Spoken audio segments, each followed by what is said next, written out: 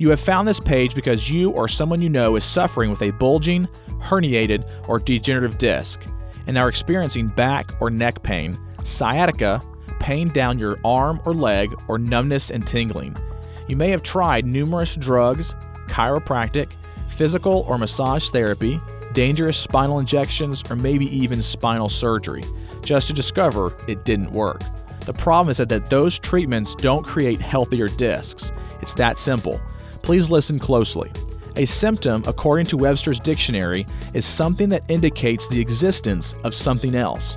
It's like the dashboard of your car. If the check engine light comes on, it means that there is something wrong with your engine. There is no problem with the light itself. It's just telling you that there is a problem that needs to be fixed. You can put a piece of duct tape over the light or even remove the dashboard and do surgery to cut the wires that are keeping the light on, but it will not fix the problem. If you ignore the light, your car will eventually not work since you are neglecting the problem. One of the major distinctions in my office is that we don't treat symptoms, nor do we treat conditions. We create a treatment plan for you to address the underlying problem in your disc that is causing your pain and symptoms. Now let's talk about the anatomy of the spinal disc. The healthy spinal disc is 86% water and needs water, oxygen, and nutrients to continue to survive. A unique feature of the spinal disc is that it is avascular, which is a fancy word that means it does not have a direct blood supply. The only way it gets the water, oxygen, and nutrients, the circulation, that it needs to survive is via a very specific mechanism called the pump mechanism of disc nutrition. This mechanism works as we move and works like a pump. If you injure the disc, the pump mechanism does not work properly, and over time will cause bulging, herniated, and degenerative discs and possibly spinal stenosis.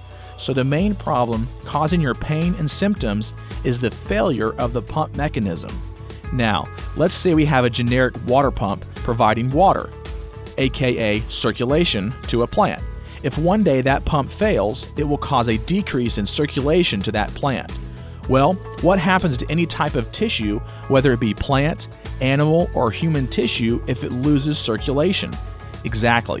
It will cause the tissue to become weak and eventually die. This is exactly what is happening in your spinal discs. The pump mechanisms are no longer working and needs circulation to be able to heal and repair.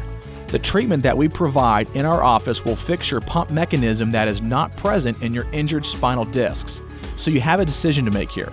You can either continue to treat the symptoms of your serious spinal discs, which has not worked up to this point, or you can finally do something to fix the underlying cause of your disc problem.